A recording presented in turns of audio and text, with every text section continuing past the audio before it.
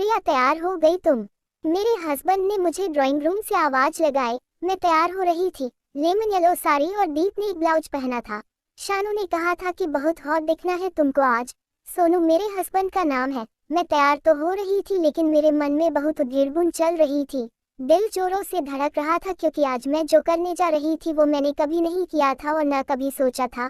मेरी शादी 3 साल पहले हुई थी। वो एक प्राइवेट कंपनी में ब्रांच मैनेजर की पोस्ट पे जॉब करता है। मैं तब पढ़ाई ही कर रही थी और शादी के बाद भी घर से पढ़ ही रही हूँ। माँ की तैयारी कर रही हूँ। मेरी उम्र 28 साल है।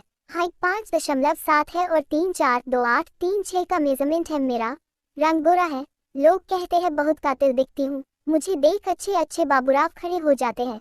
पर मैं अपने हस्बैंड से संतुष्ट थी।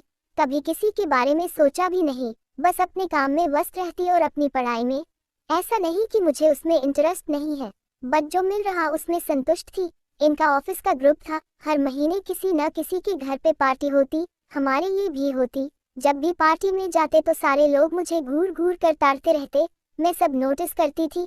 चांस भी मारने की कोशिश करते, पर मैंने कभी किसी को हाथ नहीं रखने दिया। जबकि इनकी पार्टियों में मैंने अपनी आंखों से किसी और की बीबी को किसी और के साथ खेलते हुए देखा था। मुंबई है तो विचार कुछ ज्यादा ही खुले हैं यहाँ के लोगों के।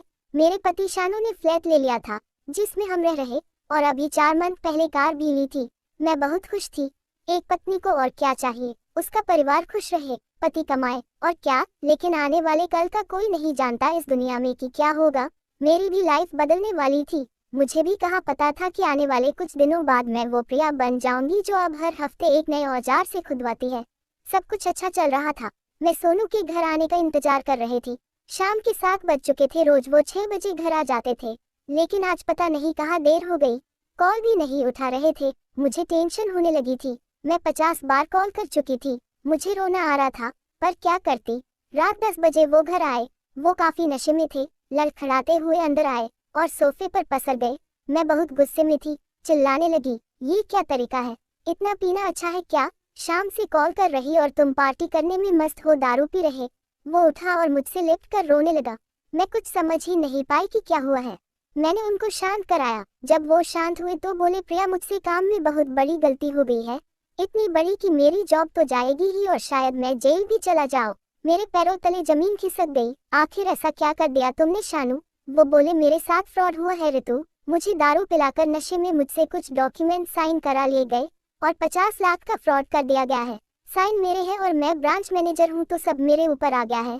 कुछ समझ नहीं आ रहा था कि अब क्या होगा।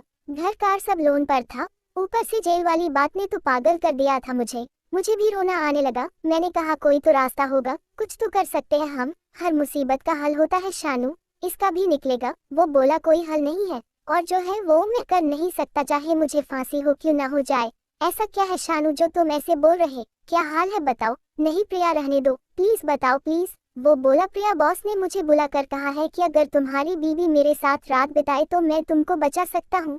व्हाट रबिश, ये क्या बोल रहे तुम? हाँ ऋतु, यही सच है। मैंने मना कर दिया और घर आ गया। मैं चुप हो गई। समझ नहीं आ रहा था कि क्या करना है। जिंदगी ने कहा लाकर खड़ा कर दिया था मुझे। मैं सारी रात सो नहीं पाई और मैंने एक फैसला लिया कि सब कुछ ठीक करने के लिए मुझे ये कुर्बानी देनी ही होगी। सुबह मैंने सोनू से कहा, आप अपने बॉस को कॉल करो और कहो कि आपकी शर्त मंजूर है हमें। वजी, क्या बोल रही हो तुम? सोनू, हमारे पास और कोई रास्ता नहीं है। मैंने चिल्लाते हुए कहा। वो चुप हो गया।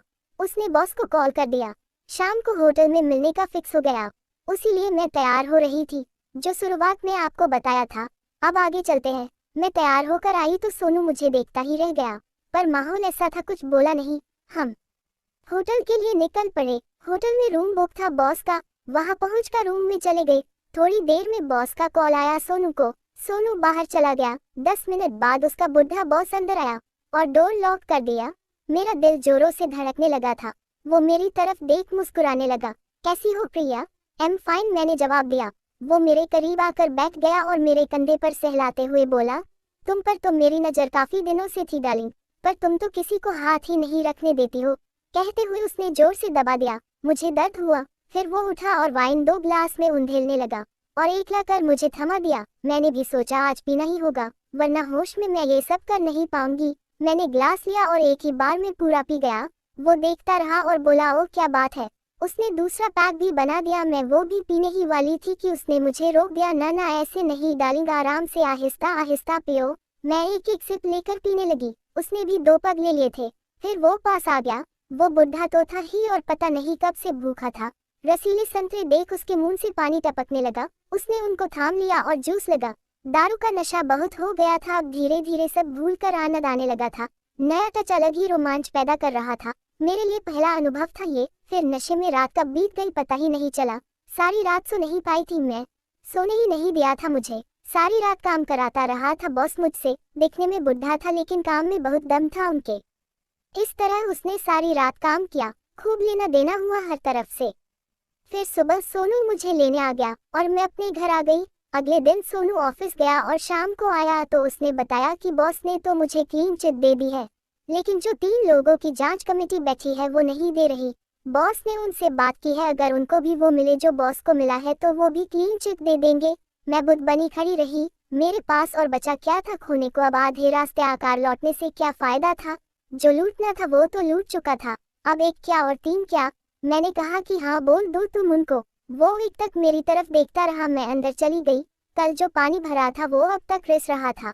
वो कमेटी के लोग बड़े लोग थे और जितने बड़े लोग उतने ही नीच थे। बॉस ने पता नहीं उनको क्या बताया था।